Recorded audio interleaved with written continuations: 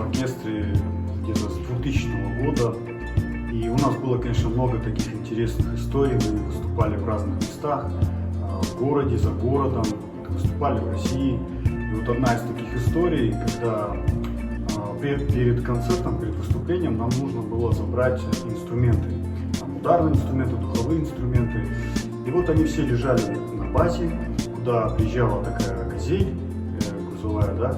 И мы туда подъезжали несколько человек, немного, человек 5-4, и загружали все эти инструменты в эту газель. И вот однажды приезжает газель, а мы как бы одеты красиво, у нас смокинги, бабочки, белые рубашки, все, мы такие красивые, готовимся на выступление.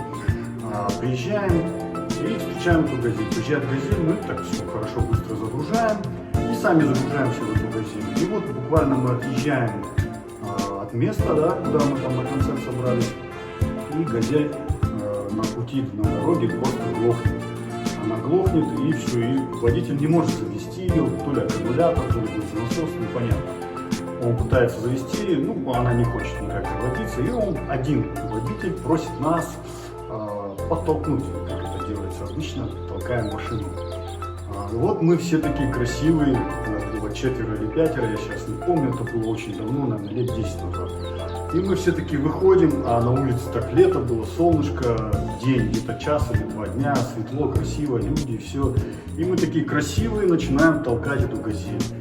Ну вот, короче, мы ее толкаем, нам смешно и весело, и то же самое грустно, потому что мы такие боимся там замораться туда-сюда, мы ее толкаем, вот мы с толкача эту газель заводим, она заводится, ура, мы в нее садимся и с спокойной душой едем на концерт. И вот концерт у нас прошел на ура, и вот такие истории, они просто как бы дают такие радости, какой-то, да, вот в этой такой повседневной жизни.